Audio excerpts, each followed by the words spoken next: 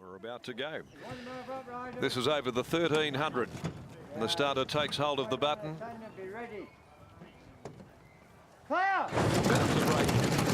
And they're racing with High Tea from the inside. The first to leave from Rising Sea. Sordello and Sense of Power came out running for Pike, going up there as well, but being bustled along is Turbo Power.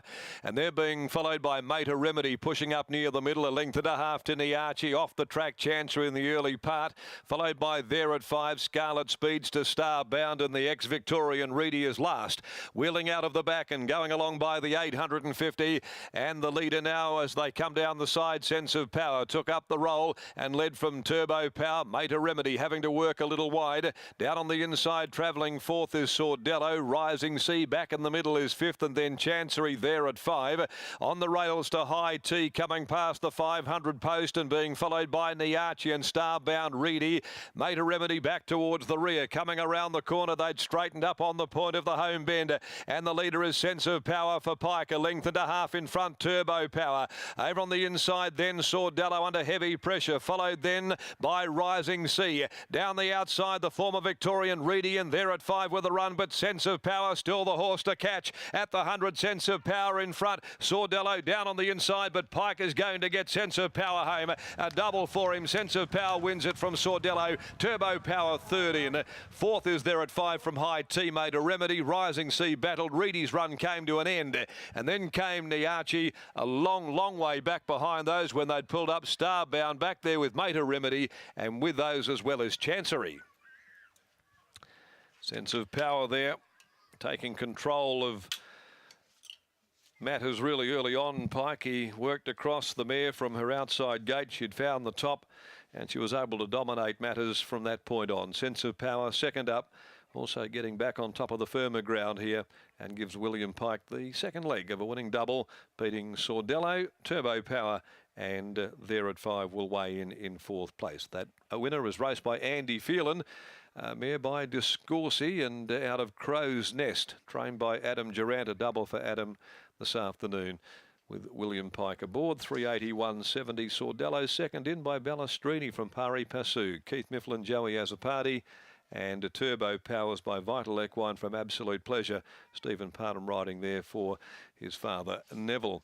3, 6, 2, 7. They are official after the running of the Penfolds. Handicap Rising Sea struggled there under the 60 kilos. Was up there handily enough position coming into the corner, but really couldn't extend nor accelerate late in the race when called upon under the weight. Now those margins.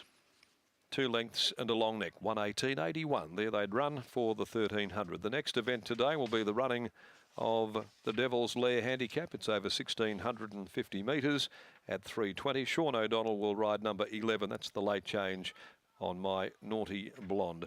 But there are no scratchings there in the second leg of the quaddie. It is race number 9. We're gradually ticking them off one by one as we head back down there into the yard.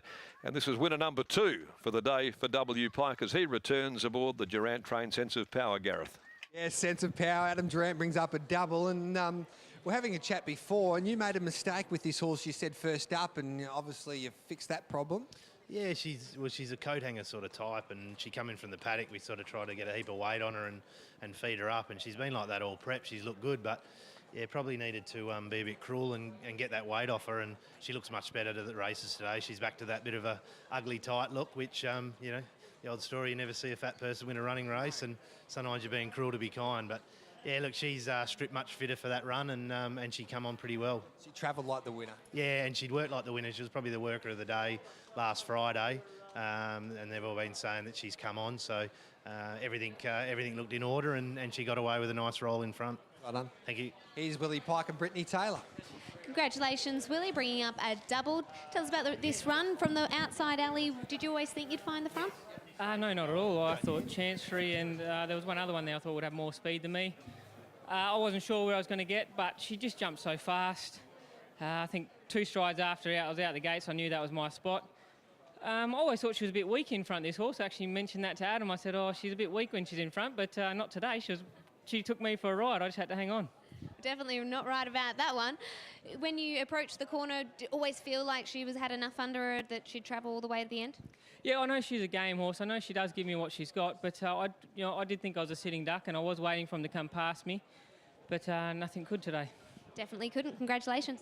Cheers, thanks. Yeah, well on to Willie Pike. That brings up I think it's a double, or yeah, it might be. Yeah, it is a double to Willie Pike. Yeah, thank you, Simon Miller. Double to Willie Pike. Neville Parham, the Hoff.